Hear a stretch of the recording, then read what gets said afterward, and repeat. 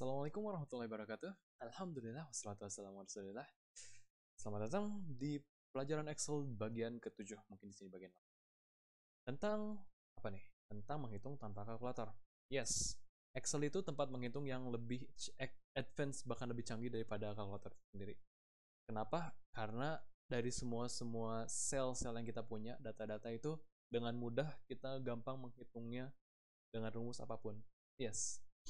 Kali ini kita bakal ngebahas tentang gimana cara ngitung-ngitung sel-sel di situ. Oke. Sebenarnya aku udah bilang kan tadi ini. Seperti kalkulator tersimpan. Kenapa lebih canggih? Karena semua selnya itu bisa kita panggil dan kita hitung di situ juga. Contoh cara ngehitungnya itu pakai sama dengan di sini 5 tambah 6. Dia akan menghasilkan 11. Juga jika dikali 10 dia akan menghasilkan 6. 7. Dan ketika pakai kurung juga dia akan menghasilkan 120. Seperti itu. Nah, elemennya sendiri ada 5. Yang pertama ada tanda sama dengan, yang kedua ada konstanta, yakni nilai nggak bakal pernah berubah, misal 10, 12, atau 1020 bebas.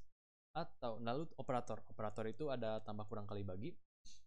Fungsi itu ada banyak ya. Nah, kita bisa lihat fungsi di sini.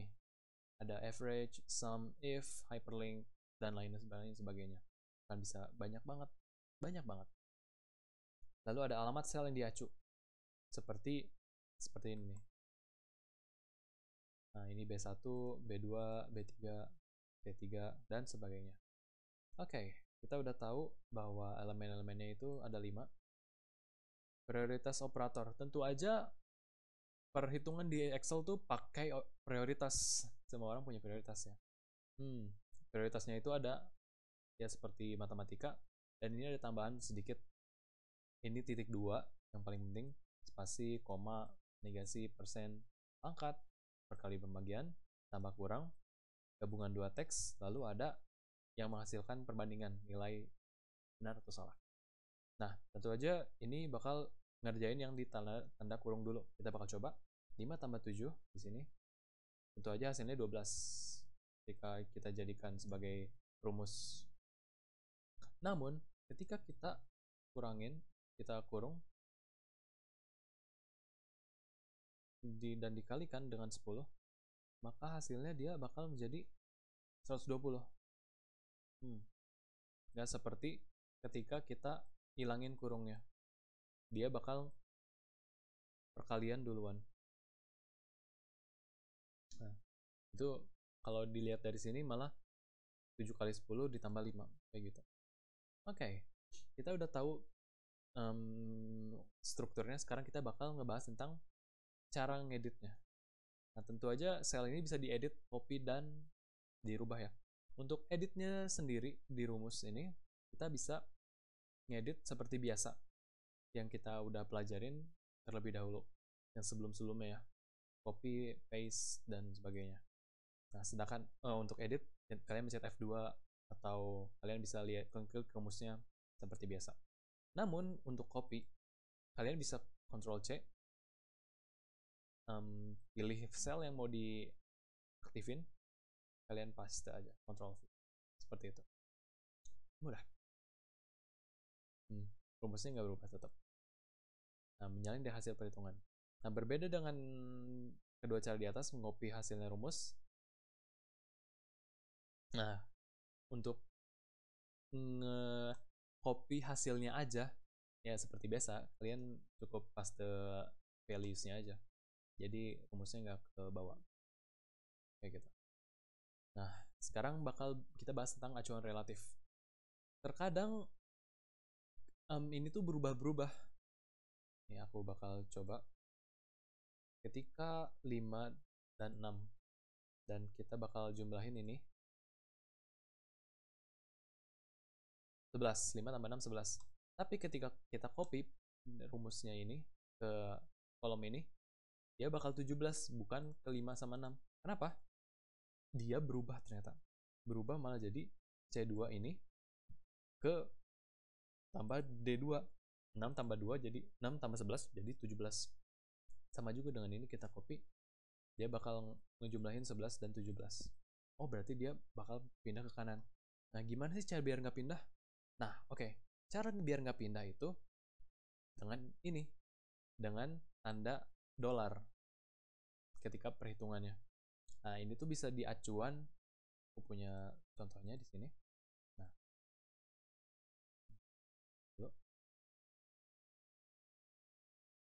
jadi untuk ini kita bakal jumlahin dulu ya. Jumlahin ini sum.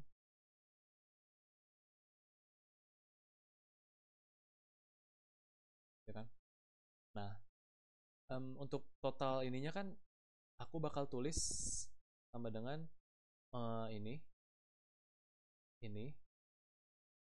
dibagi C dolar 9 dibagi C dolar 9 tuh ini kan, ini dia.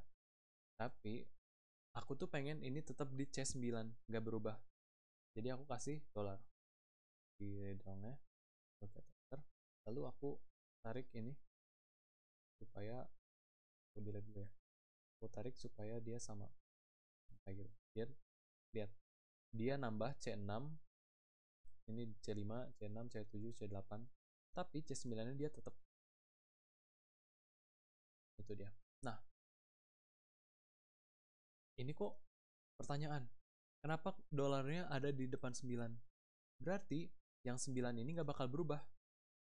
Ketika dolarnya di depan C, dia tetap relatif di C, atau kalau dua-duanya C dolar, dolar C, dolar 9, dia bakal acuannya tetap C dan 9.